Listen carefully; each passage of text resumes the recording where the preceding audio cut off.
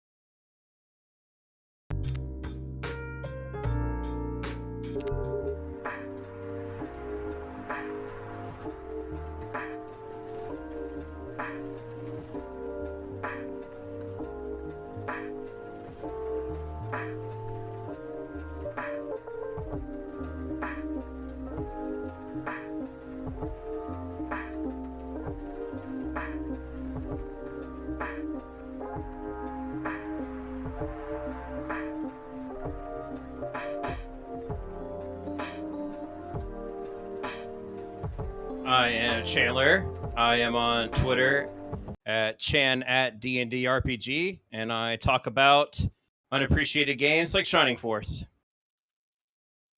Nice. It's a good thing to talk about. And I'm Rachel, or Rach for short. I go by Outrageous. I'm on Twitter under OUT_RACHEOUS. Link for that will be somewhere on this stream. I do Twitch. I do cosplay. I do graphic design. I do all kinds of things. So yeah, jack of all trades. That's me. Nice. And it also just occurred to me that I cannot do audio correctly these days. I had my own self muted, so thankfully you guys got introduced. But hey, everybody, welcome back to Coffee Talk, the show where we talk about all things while we watch the Coffee Talk game go on in the background. I'm your host, Golden Drummer 730, and my guests introduced themselves already. So hey, you know what? Audio scuffness aside, let's get this show on the road. Let me pull up my questions, and then we're going to be nice to go. As always, please let us know how the audio is while the show goes on. I really appreciate knowing what to turn up and what to turn down, stuff like that. So, without further ado, our first question of the night is a common one that we like to ask here, and that is, what is your favorite drink? And it can be caffeinated or not. So, Rach, let's start with you, and then we'll move on to Chandler. Oh, Jesus, my favorite drink. Lord.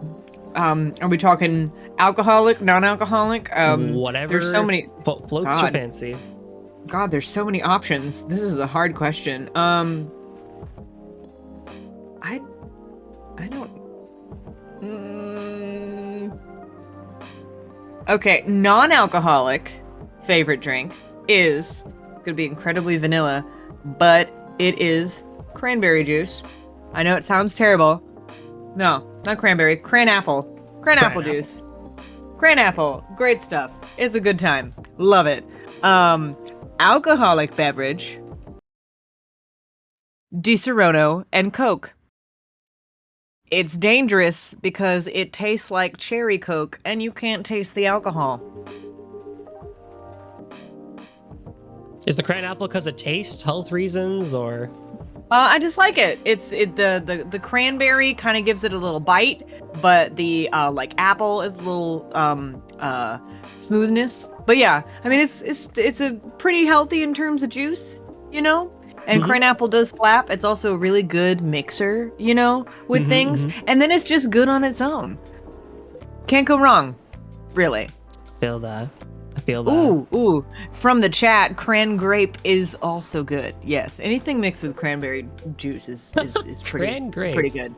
Cran grape. Yeah, they're mixing all kinds of things with cranberry now. They did one with like mango. I saw a cran pineapple once, and I was like, that's weird, but I mean, whatever. All right. What about you, Chandler? Well, I would say Sprite Zero is probably my favorite for non-alcohol. It's kind of bland, I suppose, but I don't really drink a whole lot of soda. So, and then as far as I would say alcohol goes, probably a bourbon. And I don't really like to drink a lot of cocktails, so I generally have it with, you know, maybe a couple of cubes of ice into a glass. And I feel that. I can see the benefit in that. I don't drink much soda at all, if I'm being honest with you. So the only time I do drink any soda is if it's like a cocktail or something. I do like tea as well. Tea is Oh yeah, good. tea slaps. Green tea. I do like matcha tea a lot. Yeah. I cannot do the like caffeinated things anymore, really, except in like small quantities. So I can't enjoy like a good cup of hot tea unless it's like an herbal one. But there's this like tea from a tea company that's like local to me, and the tea is called like Elderberry Fortress. Probably the best tea I've ever had in my life. Really good, mixed with a little bit of lemon juice and honey.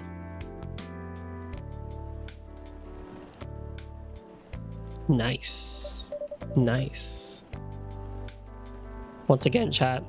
My favorite drink is always just straight up black coffee or green tea and stuff like that. That has not changed in the past 5 episodes. But once again, I'm not drinking coffee tonight. I'm actually drinking a protein shake from a company called Protein to Go.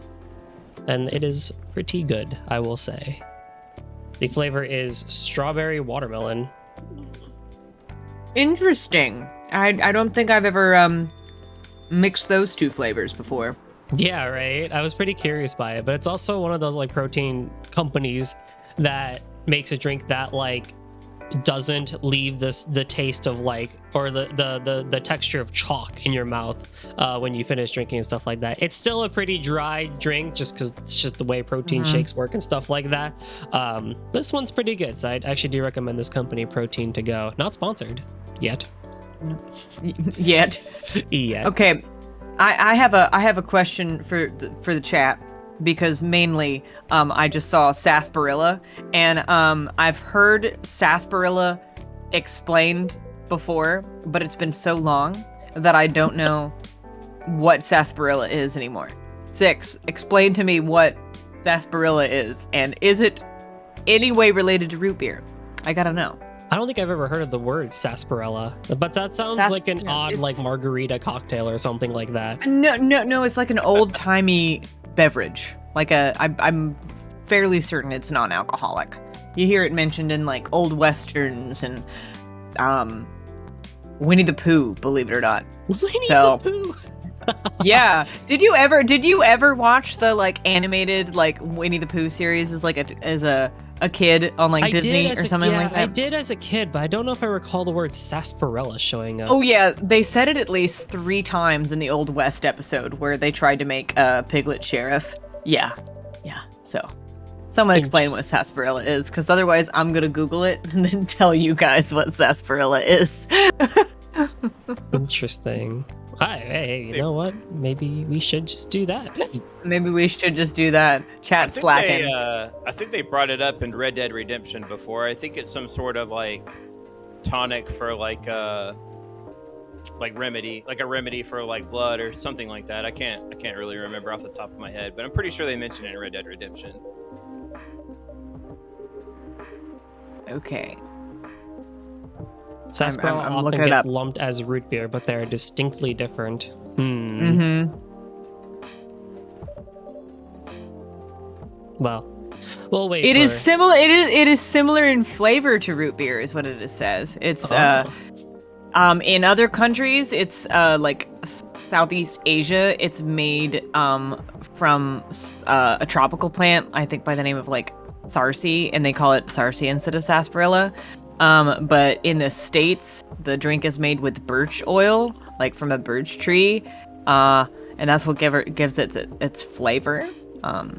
But yeah, but it's a soft drink, like root beer, but not root beer. But it's still in production today. Oh, neat.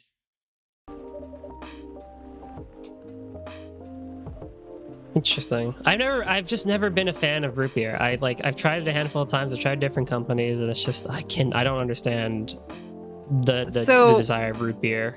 Yeah, I mean, I use root beer like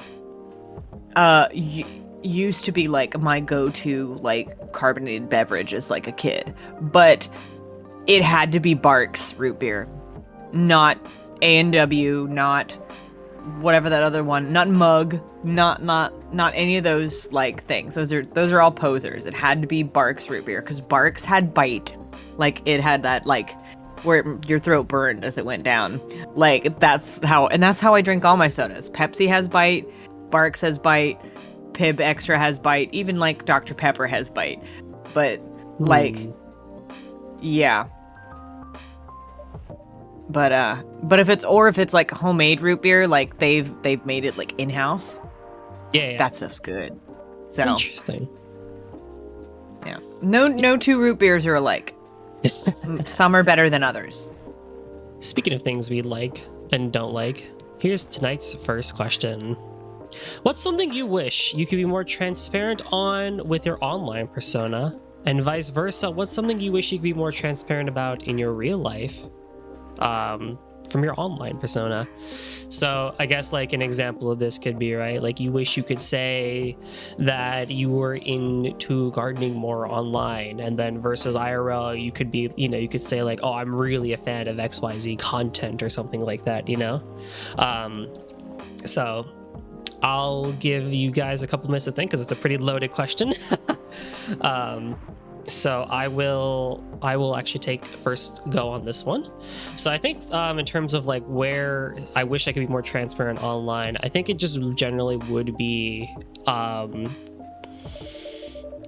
how like my day-to-day like life goes and stuff like that. Not like being an open book, right? Like, oh my god, like I just went and took a shower, and like, oh my god, I just did laundry and stuff like that. No, just kind of like there are some days when I come on to make content, and like naturally for a lot of content creators, we all know that we do try to put on just a tiny bit of persona. And we've talked about this before on the show before about online personas and stuff like that. But I think if that's one thing I wish I could do, but I probably won't change just because of adamant stubbornness of being a content creator, is just being a bit more transparent and just being a bit more like open with things and stuff like that. Like if it's just not a great day for streaming, or like my brain is just like today's just not your day to day, or your heart is just an emotional fluff and stuff like that, then hey, yeah, your commentary is not going to be great, and accept that.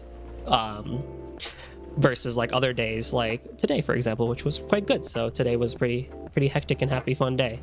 On the vice versa side, oh gosh, I don't even know if I have an answer. What I could be more transparent on IRL from my like online self. I think it probably would be my wit. I've hold back, and like for those who have heard me at least on like the east side or being on guests of other things or just stuff that I've created here,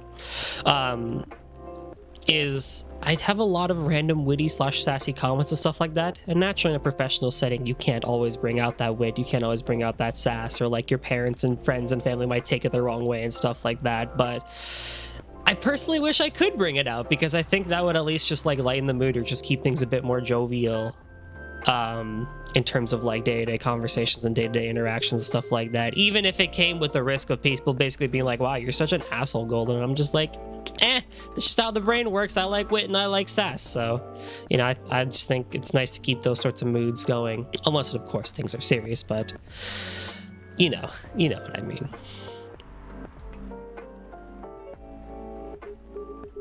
Yeah. If you guys have any questions or comments regarding anything I said, feel free to chime in, or if we are ready for an answer, Chandler, go ahead and let's hear what you got. I am a firm believer of full transparency, so I really hold nothing back when it comes to maybe an opinion or how I feel on something. So I don't really have like a persona, so to speak, on Twitter.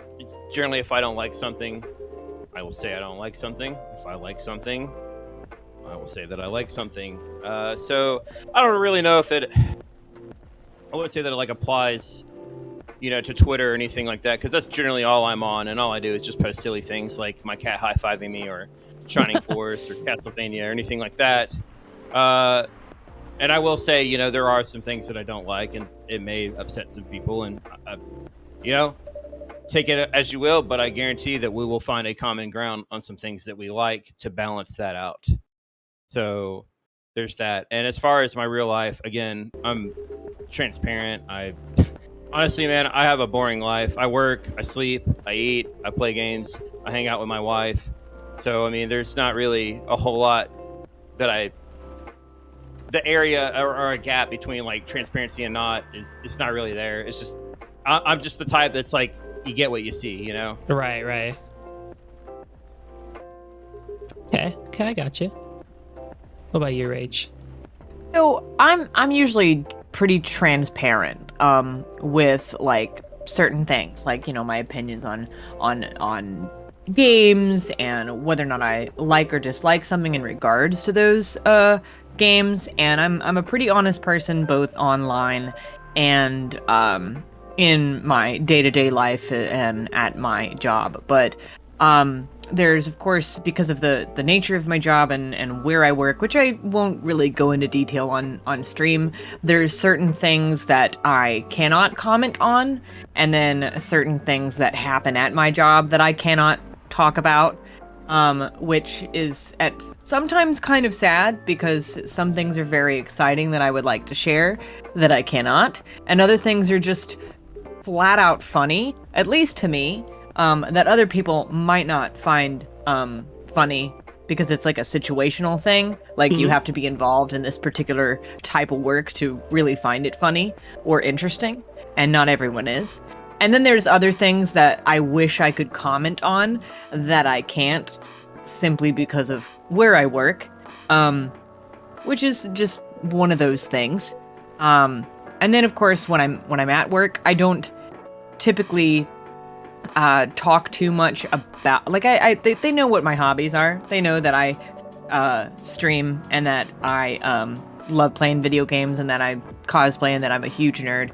But I don't really share the information of where they can find that kind of stuff, with the exception of like a few people, like-minded coworkers, just because I'd rather them not see me in that setting. So, and it's really honestly not necessarily their business what I do in my free time. So, yeah. That makes sense.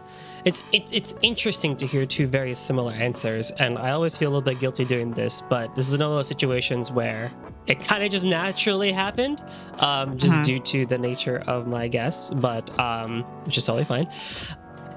Given the fact that I am plenty younger than both of you by some means, I now have a counter question, in which is, if I had asked you, or if someone had asked you this question, say 10 to 12 years ago, do you think your responses would have been any different? No, I don't think so. I've kind of always been this, well, I don't say this way, but you know, honesty is the best medicine, and being fully transparent is kind of one of my, I wouldn't say principle, but it's definitely something that I cater towards Yeah, I think if I was asked this in my early 20s, then I think the answer would still be the same. I think if I was asked this in my early 20s to late teens, I would have answered very similar to how I did now, but I probably would have been more diplomatic about it. Simply because, I was new to the workforce, and I was like, still in college and that kind of thing. So I wanted to have a little bit more of a professional persona. Not that I don't, right now, but it's a little bit different. And I learned that, people are, well, at least all the people I work are incredibly silly, and they are professional, but they're also human beings. So it's all right to be yourself to a certain extent, as long as you bring out those sides of yourself when it is appropriate to do so. I mean, we all wear different masks. Right. We all wear different faces for different places. But I'm almost always the opposite of two extremes. I'm as kind as I am cruel. I'm as generous as I am selfish, and that kind of thing. But it's one of those things that it's like, I think my answer would have been mostly the same, but I probably would have answered it even more diplomatically than I did now. Gotcha. That makes sense. And then my second kind of additional question is, because Chandler, you said that on Twitter, you're just open booking it, no problem and stuff like that. So from both your lenses, having kind of grown up pre-internet, social media, to the crazy heck of a mess we are now. And I'm not so young that I didn't see the exact same thing. From our lenses in particular, do you guys find that what is your opinion on teens going up now and being on social media and stuff like that, and how they handle transparency and stuff like that? Because the way I'm going with it is it's interesting, because it feels like in one way people are being more transparent on social media and stuff like that because they have the opportunity to and stuff like that. But at the same time, the way I heard both you two answer your question, that the question that I just asked, feels like it would have sounded completely different than if I had brought on someone who's in social media now and 15, 16 years old and has way more of an ability to be transparent to the entire internet versus say a small group of people and stuff like that. Do you guys know kind of where I'm going with that? Oh yeah, I totally get where you're going with that. I think there's a fine line between being just normal transparency with honesty and stuff like that, and then being too transparent. There's such thing as being way too honest, where it makes people uncomfortable, and you get that kind of what I like to call word vomit, or word salad, where you've just given them way too much information, and a lot of it is unnecessary. And yes, chat, you brought up a good thing, chronically online children. I hate that. I hate that kids are online literally all the time. Have you guys heard iPad kids? Yeah. Have you guys heard that term? Absolutely 1000% hate that. I have a lot of friends who are my age, older and younger, who have kids that I have seen, growing up and stuff like that are, they're really good with technology, but at the same time, they're also really bad at technology. They're really good at being honest online and being themselves online, but then their social intelligence is not so great. Mm-hmm. So I think there's benefits and caveats to the whole transparency online and being online all the time. So, but it's yeah. Oh yes, Captain Howdy brought up a really good point. Yes, Zoomers are less tech savvy than the previous generation, I swear. They're what I like to call they have very specific intelligence. Very intelligent about very specific things instead of being well-rounded with a little bit of expertise in some stuff. I don't know. I'm one of those people. My parents sent me outside to play. I probably ate dirt and drank water from a water hose. Like, kids don't do that these days. I don't think they're allowed to anymore. No, I don't think so. Like, and it's kind of sad because it builds character. Yep, I also find myself explaining stuff to kids where my age that yeah, totally. Yeah. Absolutely. It's sad.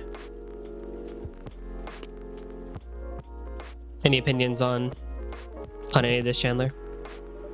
I don't know. I feel like despite whatever your age is, you know, I've known old people to act like babies, teenagers to act like babies. I've known, and you're saying that you're much younger than us. I'm 36, and the fact that you're able to set all this up and do all the audio and everything when I have no clue, I feel like I'm the old man in the room. So I don't know. I feel like I hate the word Zoomer, but I feel like the generation after me, I guess. I don't know. I feel like some of y'all are super tech savvy and highly opinionated, and it's going to be interesting when the voting results come in. Yes, for a lot of for sure. stuff. Yeah, exactly. But I'm actually looking forward to it because of how it's spoken. It actually encourages somebody like me and my age, when all you youngsters are so opinionated and like, no, this isn't right. And a lot of my people our age are like, we shouldn't talk about that or should do that. A lot of people that are Zoomers are like, fuck that. Let's talk about it. Open air right now. Let's go. And there may be consequences, and there may not be. Yeah. I feel like it's in the right. Honestly, I feel like it's in the right direction. I think in some respects, yeah, for sure. But I think it's I think a lot of them don't understand the phrase pick your battles, which is the right place, right time, wrong place, wrong time, and like that kind of stuff. It's just one of those. It's one of those things. But I will say that I find myself even me, an extremely tech-savvy person, I find myself overwhelmed by certain things. Like, I started streaming in 2020, and I had a really good time, like, learning how to do that. But then, of course, now, like, there's people with tons of more bells and whistles on their streams than I do, and I get overwhelmed trying to program a bot. I can't do it. I'm just sitting here going, nope, no, thank you. I am anxiety. I can't do that. As a dev myself, I will say that there is a degree to which that people just make it unnecessarily complicated and almost unnecessarily oversimplified that it becomes complicated. So I cannot put blame on any one person for struggling and stuff like that. Yeah, it's interesting you bring up like my generation stuff like that, because like I just turned 25, so I'm in that weird. Yeah. You're only like 5 years younger than me, dude. I turned 30 this year, so. Oh, okay. So yeah, not too I'm far the old apart. man in the room. There's always you're the old man, Chandler. There's always the really cerulean skies with these streams. We got someone who's like a Babu, we got someone who's in the middle, and we got someone who's on the old side. It's kind of the nature of the trios that we have here on cerulean skies, of course. But it's interesting because like, and maybe Rachel, you can relate to this just a slight bit, where it's like we're kind of in that like weird lost generation where it's like, yeah, we grew up by eating dirt and drinking water hoses and playing with frisbees, and at the same time it's just like, here's a smartphone, figure it out. It's just like, oh gosh. Oh, we had so much technological advancement in such a short period. It was kind of overwhelming, and at the same time it was like we went from cassette tapes to CDs to VHSs to DVDs in like a really short period of time. And I can still remember being a kid on my parents' computer, I don't even know what I was doing, but all I remember is that my dad got on the phone and I could hear his phone call through the computer, and I went, and immediately turned off like the internet browser because I was like, nope, whoopsie daisy. I didn't know that he was planning on making a phone call. And it was it's one of those things that we had to adapt so quickly, like so quickly. And I'm kind of the oddball amongst people my age because my parents are a lot older than my friends' parents. If you know, if I had been born like a few years earlier, I would be part of an entirely different like group of people with a different mindset, and it was just one of those things, you know. But oh my god, someone brought up LimeWire, and I'm having flashbacks. Also, like Napster. Does anyone else remember Napster? I love that someone brought up LimeWire because that's a great segue into our next question. Ding ding ding ding. Oh boy. What is something? Dun dun. We need like a bell or something to kind of like indicate like ba-bum, you know, like we're moving on. A sound effect, yeah. Some nice chill like notification thing to let us know we're moving on. Task for you, audience, and talented people of chat and stuff like that. Let's see what you got for Coffee Talk. Let's improve this cafe experience. So, what is something from any music? It doesn't have to be a video game, it can be literally anything that makes you tingle like a kringle. And the counter question to that is, what is something from any music that makes you cringe like a teen? Oh my god. I'll give us a couple minutes to think about that one, and then we'll start with Rachel, go to Chandler, and we'll end with me. Oh Lord. Okay, so I'm gonna preface this with I have a musical theater background. So I listen to lots of musicals. I listen to lots of film scores. So one of the first things that I listen to when I'm at a movie theater, or well, when I used to go to movie theaters, or just when I'm watching a movie, or playing a game, I will immediately listen to the music. And 90% of the time, if I like it a lot, I will buy the soundtrack. But like, there's quite a few different like musical scores that put chills up my entire body. One, Hedwig's theme from Harry Potter. The Final Fantasy theme. Specifically, like the I think it's the last song. It's the version that's in it's the last track on Final Fantasy 15 soundtrack. The and it's just beautiful. It's gorgeous. Makes like just chills all over me all the time. And then probably Music of the Night, sung by Michael Crawford in Phantom of the Opera. Those are my like three like big songs that hands down every single time I get chills. Now cringy music, I can't listen to cringy music at all because I have a music brain. So if it makes me cringe, I immediately turned it off. Like, almost any rap music makes me cringe. There are some from my younger days that I'm fond of, like, you know, Ludacris, like the old Eminem, yeah, like the older rappers and that kind of stuff, because they were fun. It's very different now. It's not the same. It all sounds the same to me. But if it makes me cringe, I don't listen to it. I immediately turn it off. The biggest thing that makes me cringe as a musician is like when singers add unnecessary notes to whatever they're doing. Like, you know, when they do the like, that's what it sounds like to me. Do you have any particular examples?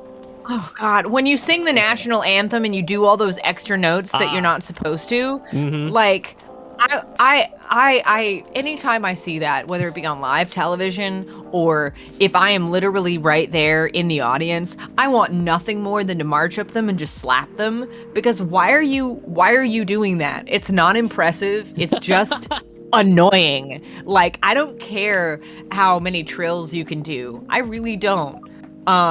I just sing the song. like it doesn't have that many notes. Yeah. Anybody adding unnecessary embellishment to music, like to like the nth degree, is annoying. If you want to add a little note here, a little note there, like put the music up at the end instead of down, whatever, that's fine. But over embellishment of any kind of like song that's being sung, it's annoying. It fills me with hatred as someone who's classically trained. It's dumb. And that thank you for coming to my TED Talk. So. I know Chandler's been waiting for this one. Let her rip, bro. Let her rip. Really depends, man, on the activities that are prepared for. Usually any kind of boss music, no matter what I'm playing. Legend of Mana, the boss music in that is very good. Oh, really that slaps, anything, for sure. Yoko Shimomura does is very good. Oh, Everything yes. that she does is fantastic. I could live the rest of my life just listening to her music. And as far as cringy goes, country music, all of it. All of Okay, so besides, wait. besides Johnny Wait. Cash and the Okay. classics. Okay. The What about Dolly Parton? goth country, as I would call it. Country. Y'all alternative. Y'all. Johnny Cash, that's good. Dolly Parton, I mean, the respect is there, but it's not like I'm like, ooh, that's Dolly Parton, let's turn it up. Right. I might, turn down. But thankfully, most of this has all been avoided thanks to Spotify and YouTube, so I don't have to turn the radio around to see, what else is on another station. I could just be like, nope, fuck that. Yeah. I will say, like, there's some country songs that, if it's traditional country, like I'm talking like Johnny Cash, the old Americana country that's telling a story, like from like the old westerns and stuff like that, that's fine, because it's true country. Whatever the hell these country music artists are putting out now, they all sound the same, and I also dislike it. So I totally agree with you. But I will say the funniest country song that I ever heard was when I was working in a Winn-Dixie, and there was a song that came on that was literally if you play a country song backwards. Like, that was the name of the song. And it was, you get your life back, you get your dog back, you get your boots and your car and your wife back. Like, that was one of the lines, and I thought it was the funniest thing. So, but I agree with you.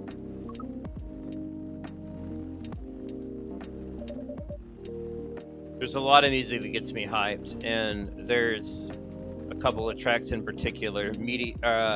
Judgment from Final Fantasy VII, when you're entering the meteor, and it's like, it's time. Like, I'm about to beat Sephiroth's ass. Like, it's a moment like that, and that song is absolutely amazing. The camp in 15, when something's going to happen.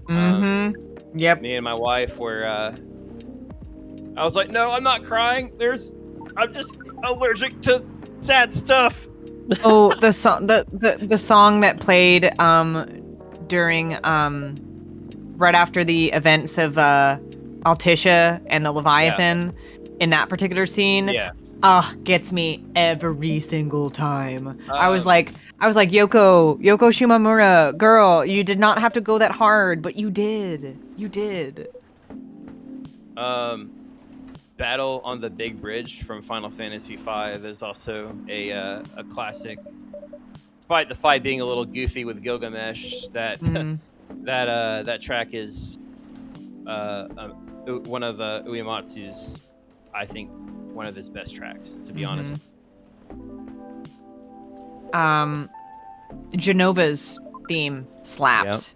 Yeah. Any edition, but the live editions from Distant Worlds, those particular concerts absolutely slaps, because it's got an orchestra and this like one guy on the drums that is like going as absolutely hard as he possibly can. But oh man, video game music goes hard, and people don't appreciate it as much as I think that they should. So I'm glad that someone else appreciates it as much as I do.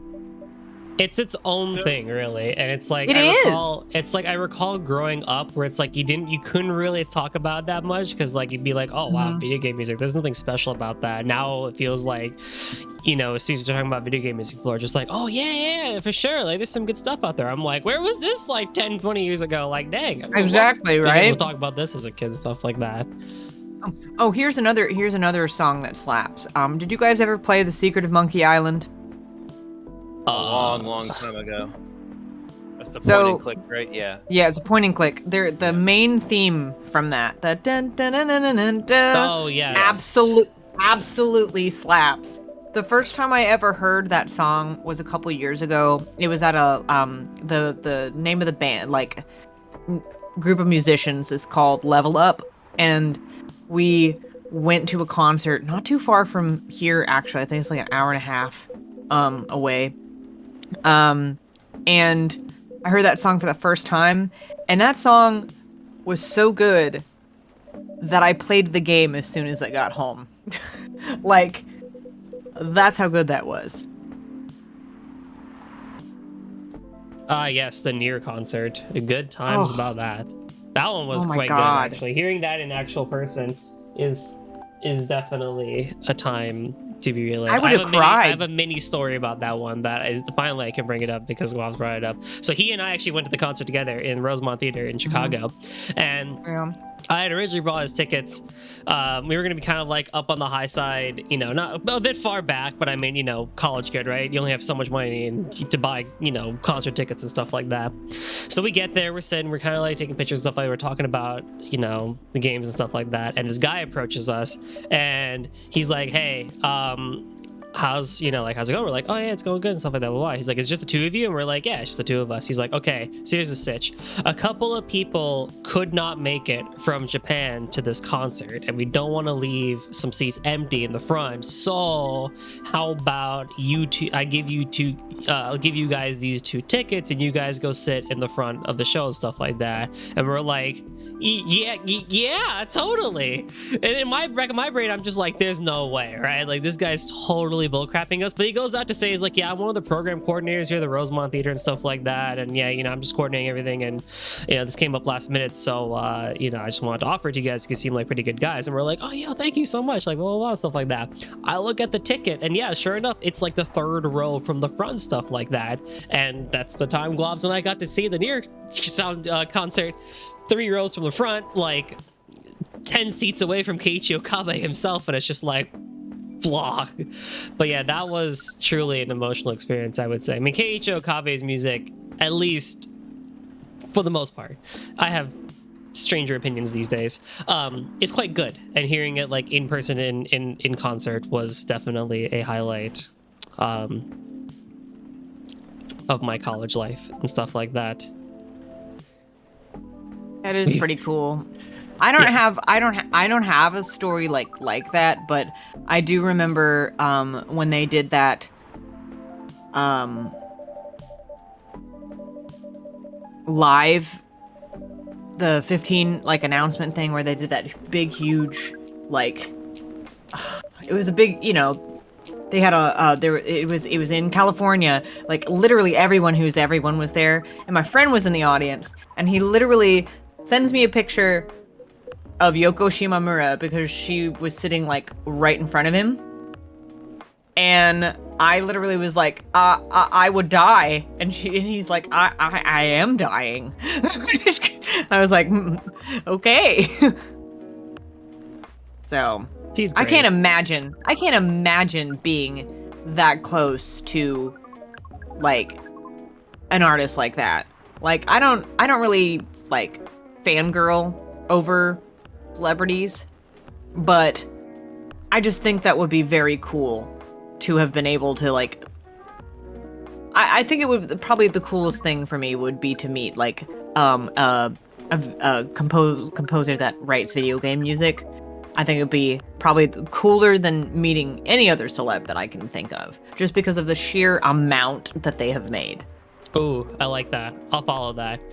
who, outside of your favorite person, who is the second favorite composer that you would like to meet in either video games or all of reality? Oh, hell. Bands are included in this one as well. Chat, feel free to answer this one as well. Question once again is, outside of your first, who is your second favorite composer, artist, band that you would like to meet, if at all possible?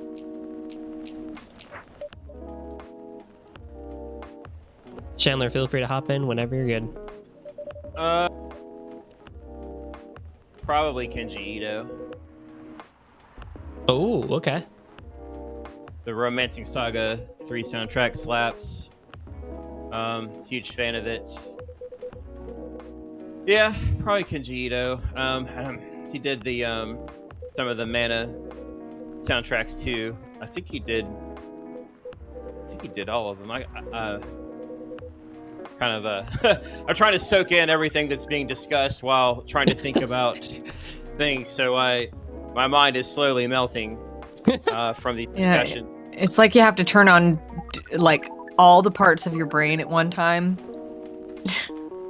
to soak everything in, and you're like, wait a minute, wait, I didn't prepare for this question. It's more like mega listening and then reading chat and then trying to figure it out on the spot. But yeah, Kenji Ito's up there for sure.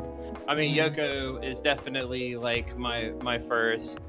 Uematsu, you know, obviously a legend. Good luck trying to meet him, I guess. So, yeah, he's kind of off the table for me just because of that. It's like it wouldn't even. Now, Yoko, I wish I had followed the Final Fantasy concerts, because there was one in Chicago, and she was a part of the VIP package, and I was just like, oh, so dismayed, because I wish I had. So now, obviously, I'm following it. So, you know, the next time that there's a concert near me, I'm definitely going there and meeting her if she's there. So that's definitely on my bucket list. So I will say what my top ones are, because it's two people that are tied for it, for like personal reasons, because I don't think I would be the person I am today without these two people. And they're singers. They're Michael Crawford and Sarah Brightman. They're the original Phantom from Phantom of the Opera and Christine from Phantom of the Opera. I very much call them my vocal parents, because I would not sing the way I do were it not for listening to them endlessly as a child, on a cassette tape of Phantom of the Opera that my grandma gave me to put in my Walkman. So yeah, but I think the second like composer would probably be Joe Hisaishi. He did all the Studio Ghibli music. Right. So, I would love to like meet him, even if it would just for a second. And I'm kind of sad that I wasn't following all of the like Ghibli concerts that they've been doing in the last, well, almost a year, because he's been leading all of them.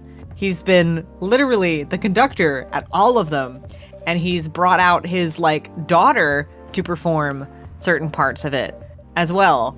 And I was like, well, dang. And it looks like just such a wonderful time to play film clips on a big screen behind the orchestra. I probably would have been beside myself the entire time had I been able to go to that.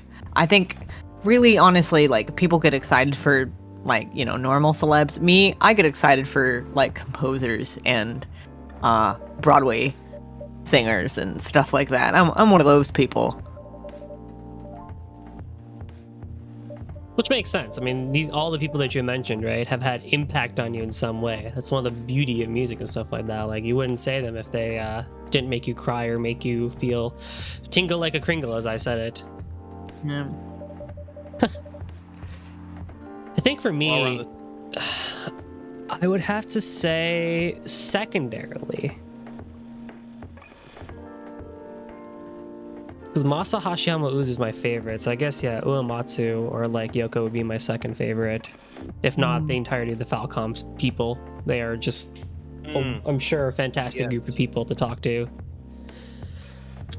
And then outside, and I've been playing the East games too. Sorry to interrupt you, but I decided that you brought that up because I've never played any of the Ease games before, and I'm on 8 right now. I've basically been doing Summer of Ease, and every single, like, as soon as you exit the main, like the hub town that you're in, every single plains or fields, the first area that you always start off in, every single track that's like that in Ease is a banger.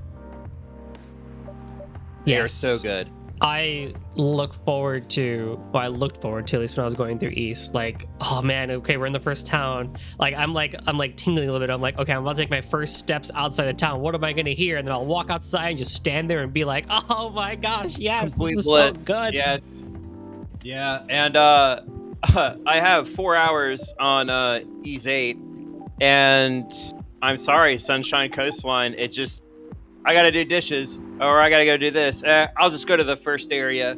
Sunshine Coastline could just be on repeat for 3 hours while I'm doing chores. I don't really care.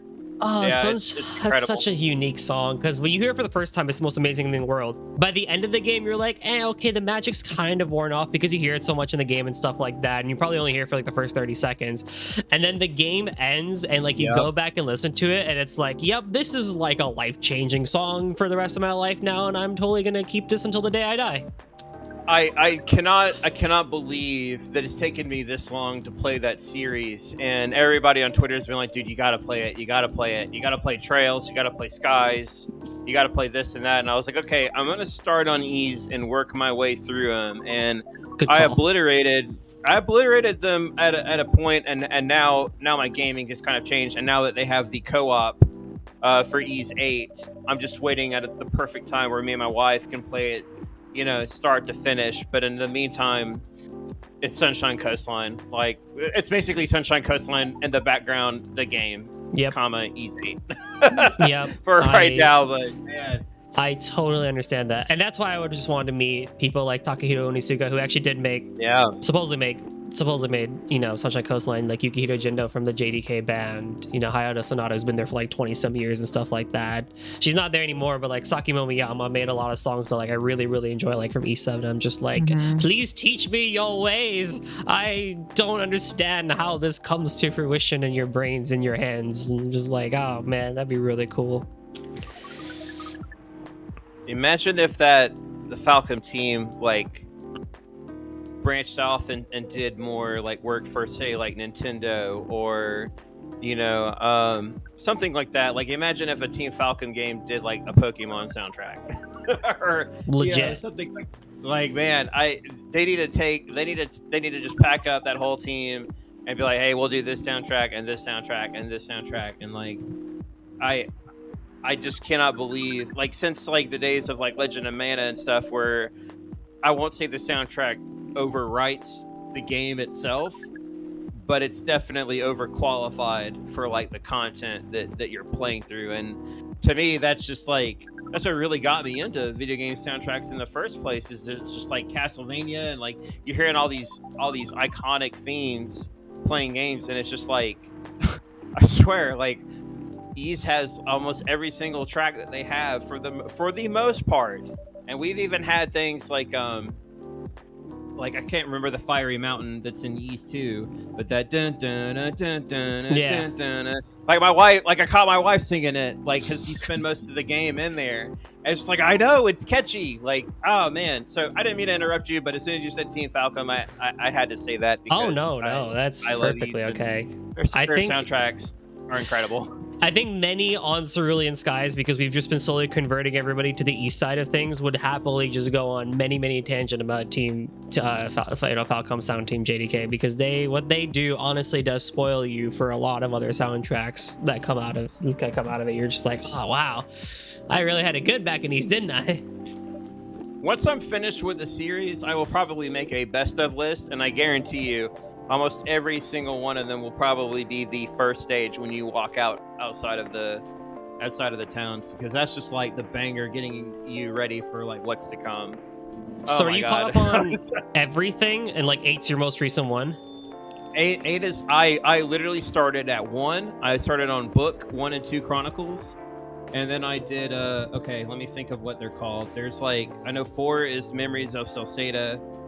What was 3 called? 3 is Oath and It was- Felghana. 5 you probably didn't because Yeah, for reasons. 6 is Arca Nope, Nepishtim, and nope, 7 is 7.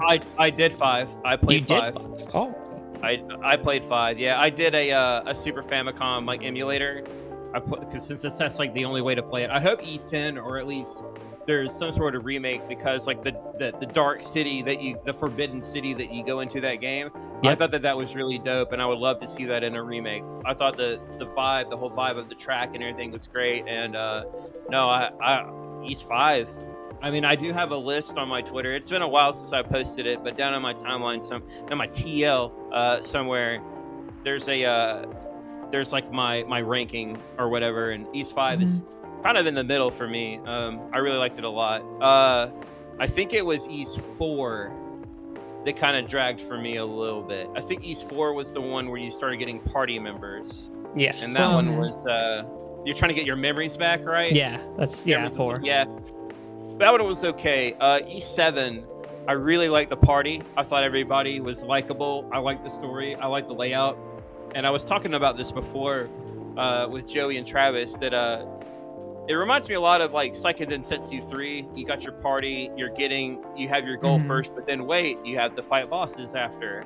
And that layout to me is just so great. And little did I know, though, that you really need to level every single party member for that game. So I spent a good amount. I spent a couple of days leveling up the people that I didn't care so much for, but in the end I ended up getting everybody's ultimate weapons and grinding all that out, and I just felt so satisfied with 7. And man, I just, like I said, I can't believe it's taken me this long to play that series, and I can't speak highly enough about it. So I think the only Ease game I've played is Lacrimosa of Dana. So lovely. Yeah. Easily one of the best ones out there right now. And it's great too, because my wife's name is Dana. So as soon as we were talking about the game, she was like, well, obviously I have to play it. Can you play as Dana? And I was like, I have no idea, but it's got your name in it and we're going to play it. She's smirking right now, like, hey, you said my name. good enough reason to play it in my book. Trust us, Does it got my name in it? Yes. We're not just an East shilling channel. We have other things we do here, ergo the show. But we end up on East quite often because it genuinely is a pretty great franchise, no doubt about it. It does what it needs to do really, really well. Yeah, and most of them are short and sweet. And to be honest, I really miss. I'm low key on this, but I really miss the bump system. I wanted to.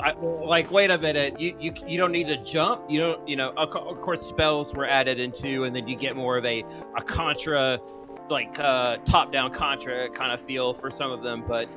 The bump system, I absolutely fucking loved it. I'm sorry. The bump system was awesome to me because it was so different. I've been playing games since I was like 4 years old, and I haven't really played an RPG where just shoulder tackle them permanently and run into them and bulldoze them down, and then once your weapons start getting better, you're just like, I'm running over enemies. This is Steamroller the RPG. I'm literally steamrolling through enemies. This is incredible. No, I did like that system a lot. Alrighty. Well, we've hit the 1 hour mark, so we got about 15-30 minutes left in the show today. So I would like to open it up to you two if you guys had any questions or just things you wanted to talk about for the bit. And if not, I have one silly question that can be helped to lead a conversation possibly if we would so like. If I may, Go for it. I for a second? So I checked out the stream that you linked in Discord last week, and I really had no idea that CoffeeTalk was a game.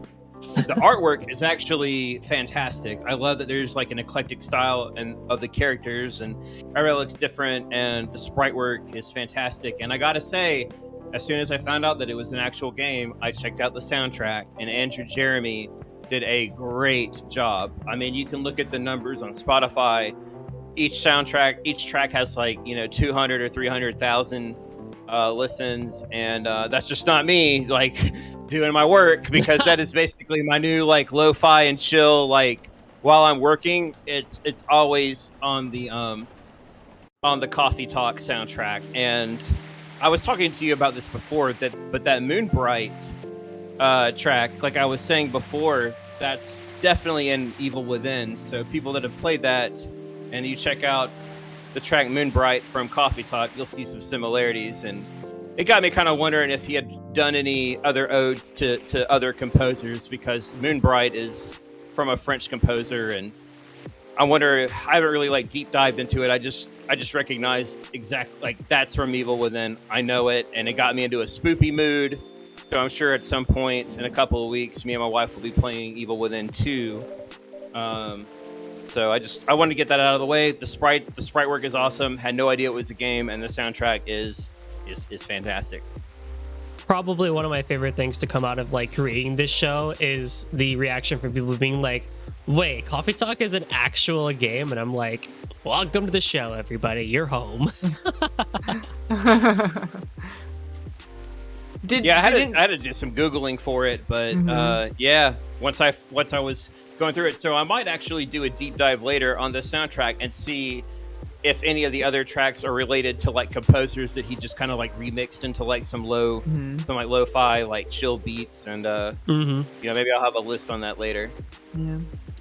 I got distracted at the loading, the loading screen, I'm saying in quotations. What it says like dwarven made cars, and I was like, the what? the what? We've got a headline about immigration and then another headline about dwarven made cars. Okay.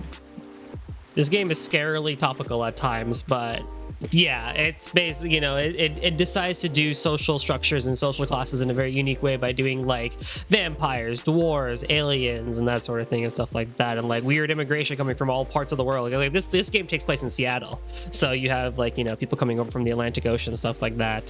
And now this Asian guy is talking about I was gonna say illegal Shinra agent over here. Shinra agent talking about illegal interstellar immigration. Like what is dope. What do we got to worry about? Rude, Genova? Right, that's rude. exactly. I'm here to I'm a Genova's witness. I'm here to talk to you about it. Oh my God, Genova's witness. I stole that from Joey. Joey, if you're listening, I stole that from you. So there you have it. Joey came up with that first. So. What, Genova's witnesses? No, that's been around a long time. No, I haven't heard that before until then. Oh my God. Okay, so I don't know if anybody in the chat remembers these, but there was these parody videos that had that came from Advent Children coming out, and there was 3 of them. There was one that was the first one, which was the one that people do as skits at cons, and you might have heard it. It's got the intro, the three brothers from Final Fantasy VII Advent Children. There's Pokemon background music. The video starts with a Linkin Park song, it's I'll send you guys the link. But this was little known fact that this was the first video in a set of 3. The second one was a prank call with Cloud, or was it the third one? It might have been the third one. But the second one was the scene from Advent Children where the 3 brothers are at that weird ghost forest with the white trees, right? And they're in front of this black looking lake, and there's all these children, and the character Kadaj in the parody video is talking about, we're Genova's witnesses. and I'm dying. And they're talking about, and he walks into the water, and of course the geostigma is spreading into the water, and he goes, don't mind the black oily stuff, I'm just turning the water into wine. Baptism in wine is so sensual. And that's what he says. And I cannot find this video, the other 2 videos anywhere. And then there was another one that came out with it that was a song. that was sang by one of the voice actors that took part in this parody thing. But all of these videos are now gone. They are completely wiped from the internet. There is no trace of them, and I am sad because I wish I downloaded them. And I think I did on a previous computer, but it is long, long gone. But the funniest fact about this is the guy who voiced Kadaj in this parody is now a pretty well-known voice actor, and his name is Lucian Dodge. So, weird facts brought to you by Rachel of videos on YouTube that nobody else remembers but me. The Mega 64 bits were pretty good. I don't know if that's the same ones or not, but back I in don't the day, know. I really liked a lot of their skits, especially with Metal Gear. Were great. I mean, I'm gonna have to check this game out, man. This is great. it is good, yeah. I know my wife would really like this game. Like, it's super chill, and I really like the design of all the characters and how eclectic they are.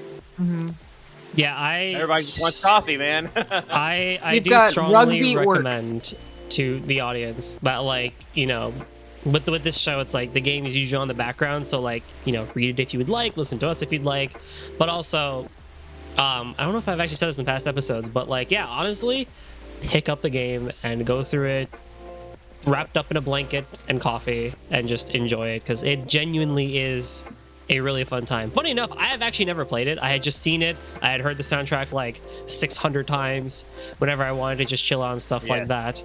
And then once Lulu and Sky started and, you know, different ideas were coming up, and I'm like, I have an idea.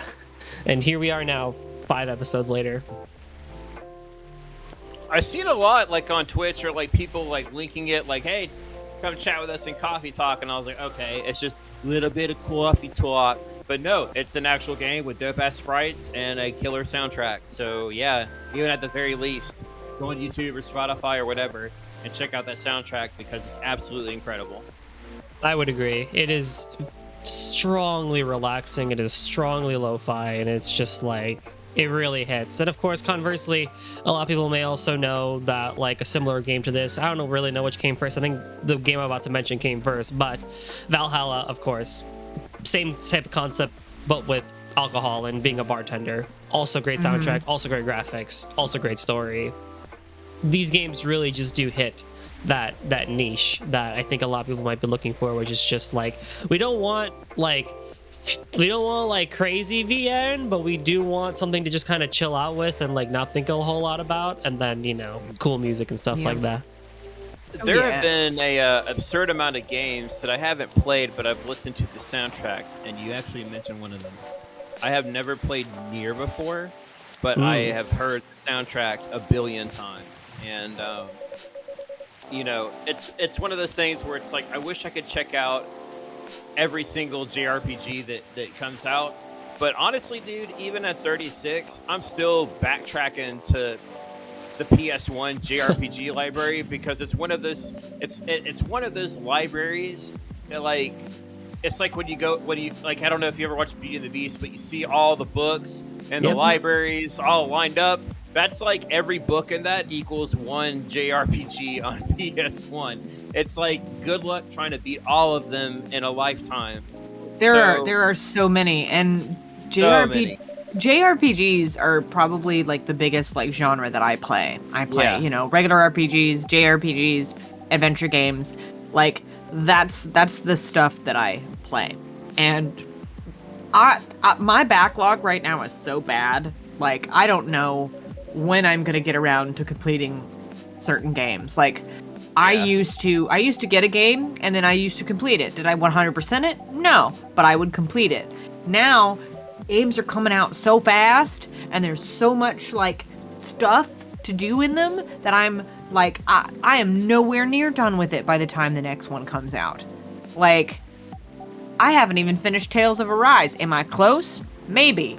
I barely scratched the surface with the latest Where are Xenoblade. you in Tales of Arise? I can give you a one-word answer. No spoilers. No, I don't want to spoil. Don't need it spoiled. It's in like one of my top. It's like on the list. Like, I'm reaching for the bookshelf and that's one of the games that I'm like about to start once I get done, whatever the hell I get done with East. But I got one thing that I wanted to say real quick, and it's really, we were talking about generational stuff and everything. I just cannot, at 36 years old, I could not have imagined being so embraced with video games at such a young age, that how everything would turn out now, because it was like, in middle school, like, hey man, like, oh man, countdown to Final Fantasy VIII comes out. What'd you say about Final Fantasy VIII? You want a noogie nerd? Like, oh shit, I mentioned Final Fantasy. So, I did get bullied a lot for playing video games, and now, you see, I'd have to go to Babbage's or import toys. Like, you couldn't even find Sonic or Knuckles like toys. Like when I was growing up, you had like, now they're everywhere. Power Rangers, and now it's everywhere, and it's fucking awesome. Like how the culture, I guess, has embraced video games, because I never thought that it would be this way, and I'm just so immensely proud of like the generations that are coming after me, that it just keeps getting embraced. And I don't know, it's such a good time to be I know it's such a typical thing to say, but it's such a good time to be alive right now. Yeah, and it's video games. Yeah, it's a good time to be a nerd. There's so much stuff coming out. So much stuff coming out, and the technology is now advanced so much that it's like, I don't know what they're going to do next. I don't know how far they're going to be able to go, or how far they will go. Like, it is absolutely wild.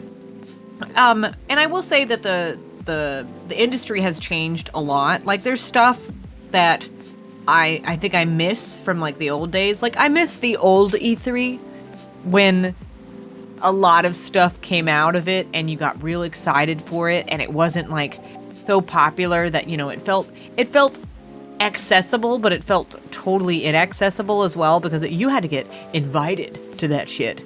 Like, you had to get invited to it to be able to go to it. Whereas, it's like, oh, now you could just buy a ticket. But of course not now, because it's canceled, but Right. So back in the day, and I say that because I'm older than both of you. So back in my day, Gramps Kong, E3 was actually a free show that you could go to. Yeah. And they were in Atlanta once, and I'm originally from Georgia. It was in like middle school when they came. I think it was like either like 95 or 96 or 97. I don't remember, but I wanted to go so bad, and the timing was off on it. But yeah, E3 used to be not an invitation, no ticket, no nothing, just show up. And it was something that you'd read about it. Like, if I missed it, then obviously I'd get the Game Pros or the Edge magazines or whatever, and you'd read about all the vendors and everything that was there. And God, man, and now like when you're having to flip through magazine pages to find out what you missed in E3 versus what we have now, sometimes it just makes me want to cry, man. It's culture's so good. Like, I love it so much. I will say one of the things that I miss is going to like a Books A Million or a Barnes and Noble or whatever place sells books, and going to the magazine section and picking up an actual like video game magazine. Mm-hmm. Yeah. There is like, I'd say only like maybe a few of them left now. Like, you'll occasionally see PlayStation Magazine, but you only see it like 2 times a year now. The only thing that I can think of that is still like actually printing like gaming magazines is literally Game Informer. And yeah, I mean, Kickstarter ones out there though. Like, there's a lot of artwork ones, and there was like a Vita one that was just released not too long ago that's really dope. And you have to rely on the crowd and the fans. Exactly. Well, EGM isn't around anymore. Right. Which is sad, because that one was really that was fun. one of my favorites. But Game Pro was definitely mine. Yeah, I used Game to love Pro. like one of the very first video game that I actually ordered from the back of the Game Pro, because you go in the back and it'd be like, oh, here's what's not coming out in America, suckers. Was Dracula X Nocturne in the Moonlight for the Sega Saturn. I was so obsessed with Symphony of the Night, I had to have it, and that was like the very first video game that I ordered from the back of a magazine, and I was like 13. I'm trying to. I don't think I ever ordered anything from like a gaming magazine. But I like have such fond memories of like getting a copy of Electronic Gaming Monthly, Yeah. you know, every month, or Nintendo Power. Like, Yeah. oh man, Nintendo Power. I've Good got times. some Nintendo Powers coming in. My cousin had a subscription when he was a kid, and he's in his let's see, I think he's about 10 or so years older than me. He's probably in his mid to late 40s now, and he gave me just all of it. So I'm trying to get a huge collection of Nintendo Powers, but I've got some where they advertise like Final Fantasy 2 for the Nintendo, Castlevania 2, Castlevania 4, all of Zelda 2. So I'm a huge fan, of Nintendo Power. Like I had a lot of them for a while. Like I want to say like almost every edition of it since I had started my subscription, but I donated a lot of them to the libraries like back home, and because they had a literally machine there that they whenever they got magazine donations, they would scan it and put them in digitally, and then they would keep the magazines in the back so they didn't get like torn up by kids. Guilty. Yeah. That was me ripping up like, oh, this is the safe code to get Vincent. Oh, Yeah. I need to tear that out of this Yeah. real quick. Yeah. But no, they had them all digitized, so I mean they exist in libraries now, which is good. I But need to digitize my copies of Nintendo Power because they're in like mint condition. I should look into that and see. there's a couple of websites too that you could upload them on, and they're looking for like people to add stuff to their libraries. Oh. Yeah, so I would do some googling because there's websites that are trying to they're trying to save that kind of stuff because printed word and when it comes to magazine they're in some respects lost media because magazines degrade a lot faster than a book does. So Yeah. If companies went to doing like monthly digital newsletters to kind of like bring back that whole thing of like Nintendo Power and stuff like that, do you think they would work? yeah, I think so. It depends. I think so. Like, It depends. If Nintendo digitized their entire Nintendo Power library and added it to the subscription or whatever, then that would be fucking dope. Like, oh man, that would be such a cool thing to like be able to just browse on your Switch, digitized copies of Nintendo Powers. Are you kidding? Nintendo, listen to this because you Like, get on it. You definitely should do that. Yeah, Oh. and PSM and all that stuff too. Yeah, digitized magazines. Yeah. It's a niche market, but everybody wants it. But everybody who's like, I think a lot of people our age really like that because we have such fond memories of like, go. As Six has said in the chat, you could go to Walmart and sit in the middle of an aisle, and your mom didn't have to hire a babysitter. Yeah. Like, hey, little Timmy, go hang out in the magazine aisle. Or you go to Books A Million. It's like, okay, we're gonna put you over here with this cool magazine or with this cool book, and I'm gonna go look at this other stuff. And it's like, it's great. Times are very different now, but. Oh, my mom loved it. It's like, hey, I'm gonna go grocery shopping. I'm like, cool. I'm gonna go see what's going on with Sega Saturn and the latest GamePro magazine and see. Yeah. It's awesome. Yeah. Oh my goodness. My dog keeps trying to jump up into my lap. I don't know what she wants. She probably just wants attention. Poor baby. Golden, was there a third question or? No, actually, we finished everything. I mean, I had a silly one just in case, like we needed something to kind of push conversation, but you guys took it in all the directions that I could have ever hoped. And with that, what was your silly question? The silly question is, where did it go? I had it. Right. Oh no, did I lose it? No. Oh, there it was. If you could make a secret society, what would you make a secret society about? Ooh. Oh. What was it? Creed from The Office said you have more fun as a. I don't want to butcher the quote.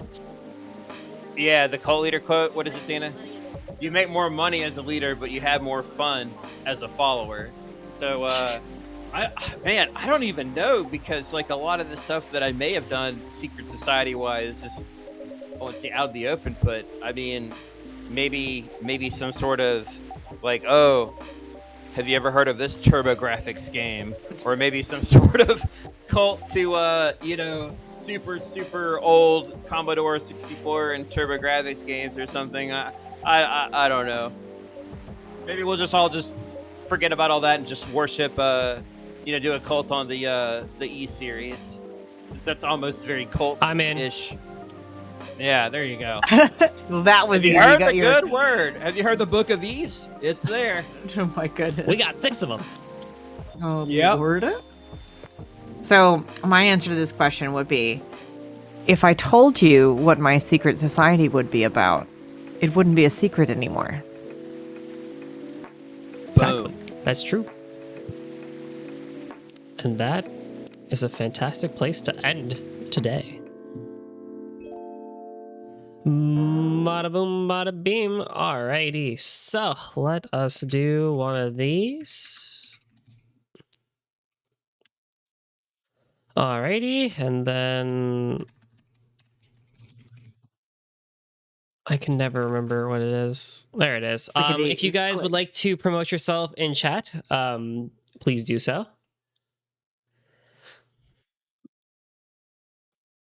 We will eventually. I think there's a shout out command, but I don't know exactly how it works and stuff like that. But I think it's like it's slash like shout out or something. We were talking it's about just you gotta be Discord, like and we were talking about Discord and bots and stuff, and the Cerulean Skies Discord is a fantastic way to get a lot of information on streams. But man, a lot of that stuff is like, because I was thinking about starting a Discord before, and just all the stuff that goes into it. Man, kudos to you guys for doing all of that. Whoever's listening that set up the Cerulean Skies Discord, it's a great place to meet people, and there's a ton of hubs on there, and it's very eclectic, and I thoroughly enjoy it a lot. there we go. Yeah. And most of us post on there when we're going live too. So yeah. We sure do. Alrighty. If you guys want to give a shout out to yourself while I do one more thing, then by all means go for it, and then I'll give out the final shout out for Cerulean. You can find me at Chan at D&D RPG. I talk about a lot of underappreciated games like Alundra, Arc the Lad, and Shining Force, and of the sorts. There you go. Boom. There's the link. I talk about a lot about soundtracks that I like. I try not to get into the things that I don't like as much, but if there is something that's on my mind that I don't like, I will discuss it. So, wrestling, JRPGs, soundtracks, pretty much anything in the nerd culture, as it were, I guess. Yeah. I stream a lot of adventure and like RPG games, and you'll see my link there in the chat, guys. I'm currently playing through the all the old retro Potter games in preparation for Hogwarts Legacy coming out in February. Some slowly. Yeah. I am literally. I was just saying the other day because yesterday all I wanted to do was just play a video game, and I didn't get to because of reasons. And I think I said to my mother on the phone, I really want to play games, but I want to just play one game, and it's not out yet. I'm not a huge Harry Potter fan, but when I looked at that game, like me and my wife checked out like the there's like a demo that's out for like a couple hours or whatever, and it looks great, and we'll probably both end up playing it for sure. There's a demo? Oh, a what? It was a video demo, not video. Not like a playable one. I was about to literally just like Irish accent, look up right now and just Google that immediately because there was Lord. Like a demo video that we checked out and we're like, wow, this game looks incredible, and I don't even like Harry Potter, so cheers to that. Yep, nope. I'm real excited for it. That's probably my biggest fandom. So I will probably be streaming the absolute living daylights out of that when that comes out. But other than that, I play like classic adventure games and stuff like that too. Like, I really want to go back through the the Tasmanian Tiger library and play all of that again, because that game slaps. Love it. Agreed. Now those have good soundtracks that you guys should listen to. Like Also 10 out agreed. of 10 would recommend. I will post those links if you don't know what I'm talking about. So Alrighty, so while Rach does that, thank you all so much for watching yet another fantastic episode of Coffee Talk. We shall be back very soon with new guests, new questions, and maybe actually coffee next time, but we shall see about that. Posted the socials and the about up above in chat, so definitely go check those out. As a reminder, Cerulean Skies is a place where like-minded people can hang out, talk about things on like-minded stuff, anime, video games, content creation, and everything of the sort. And if you're looking to get into content creation yourself, such as streaming, video creation, and or article writing, Cerulean Skies is the place to kickstart your career. So check out the site, check out the Discord, check out some of the stuff we do here on Twitch and YouTube. And if you're interested, please join us. We would love to have more people join us on content creation of all kinds and all ways and shapes and forms. In terms of what's coming up next, I don't think anyone's streaming anything tonight, but I could be wrong. Check the schedule on Twitch or the site for that one. But I will be back hopefully with Mask of the Sun tomorrow night, assuming my internet decides to not have an area outage once again. As always, I am your host, Golden Drummer 730. If you like what I do, I also posted up my Twitter, Twitch, and YouTube up above, so definitely go ahead and give me a check out as well. So with that, and all further ado, thank you all once again so much for watching this episode of Coffee Talk, and we'll catch you guys next time. Bye-bye. Bye.